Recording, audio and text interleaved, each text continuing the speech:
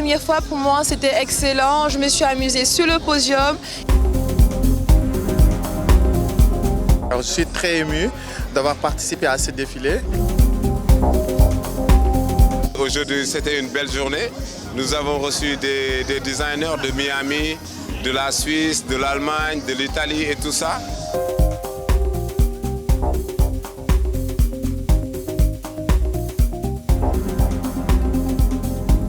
Située à seulement 80 km de Dakar, capitale sénégalaise, la station balnéaire de Saly Portudal s'est révélée être le théâtre d'un événement marquant pour le tourisme et la mode au Sénégal.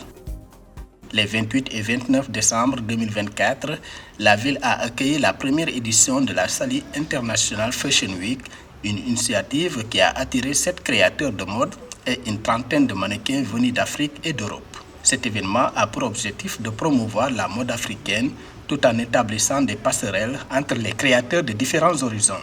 Un sentiment de bonheur, de satisfaction, parce que ce n'était pas facile de regrouper 7 pays dans le monde et de les faire venir au Sénégal en tant que jeunes. C'était très difficile, mais Machallah, Dieu nous a aidés par sa grâce, on l'a réussi à le faire. Donc aujourd'hui, c'était une belle journée. Nous avons reçu des designers de Miami, de la Suisse, de l'Allemagne, de l'Italie et tout ça. Franchement, ça a été une grande satisfaction pour moi. C'est vraiment un plaisir. Je pense que nous sommes tous comblés. Peut-être on n'y croyait pas parce que nous ne sommes pas les experts du domaine. Mais je dirais que c'est une expression de notre capacité d'organiser des choses de bonne qualité chez nous. Et le Yuma Loge se veut un projet par nous, pour nous. Un peu comme Africa 24. Donc je pense que c'est vraiment une très très bonne chose. Nous sommes comblés. Dans le décor paradisiaque de Saly Portudal, 7 créateurs ont présenté leur dernière collection, captivant un public fasciné par la diversité et la richesse des styles. Les défilés qui se sont déroulés à la fois au sein de Yuma Lodge et sur la plage ont offert une expérience unique, alliant glamour et détente au bord de l'océan Atlantique. Avec une pléthore de créateurs de renom dont certains avaient déjà fait leurs preuves sur les scènes internationales. C'était la première fois pour moi au Sénégal et je suis très surprise parce que ça c'est fantastique, vraiment fantastique. On organisait ça dans une très court temps. Et ça a été formidable. Ça a été une fashion show avec un format international. Je viens de Brunello, en Italie. Nous sommes une vieille entreprise familiale fondée en 1927. Nous sommes très heureux d'être ici pour présenter notre produit avec Grip Style. Notre produit a été breveté et dédié au marché africain.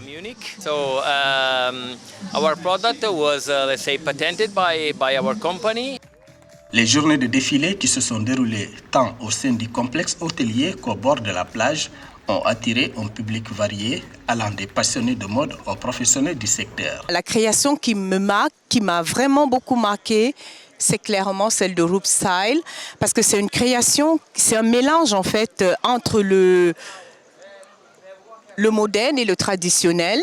C'est une fusion en fait entre différentes cultures et ça pour moi c'est quelque chose de très important. Et une autre création que j'ai beaucoup appréciée, c'est celle de Loulou Design. Je l'ai trouvée particulière et vraiment très élégante et très belle. Pour cette première édition, 7 stylistes ont eu l'opportunité de présenter leur création dans un cadre idyllique, alliant le luxe de Yuma Lodge à la beauté naturelle de la côte atlantique. On a vu beaucoup des personnes qui sont là parmi nous ce soir.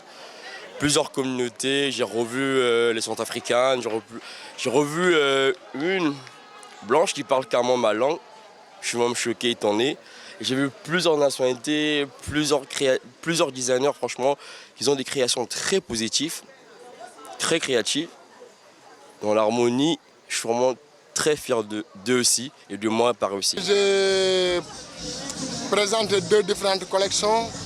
Un s'appelle Mina Collection, que je présente parfois en Europe, des arts de collection avec de pain tissé et du wax. Et la deuxième collection, c'est 100% Bazin avec collaboration avec Bem Bazin. Ma collection est dénommée Afro-ethnique et c'est une fusion entre modernité et tradition à l'africaine, utilisant des tissus africains comme des textiles provenant du Burkina Faso. C'est fun, c'est vraiment élégant. It's happy, it's fun, it's elegance. Parmi la trentaine de mannequins qui ont foulé les podiums, certains ont exprimé leur satisfaction quant à l'organisation de l'événement et la qualité des créations. Pour une première fois, pour moi, c'était excellent. Je me suis amusée sur le podium. Il n'y avait rien à dire. J'ai vraiment apprécié ce moment et j'espère encore revivre ces moments. Je suis très ému d'avoir participé à ce défilé.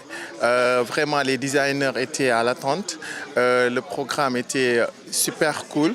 Il y a aussi les mannequins qui ont vraiment assuré.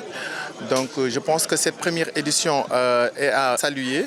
L'initiative était la bonne et les collections de Rups aussi étaient à la hauteur. Vraiment, on a apprécié.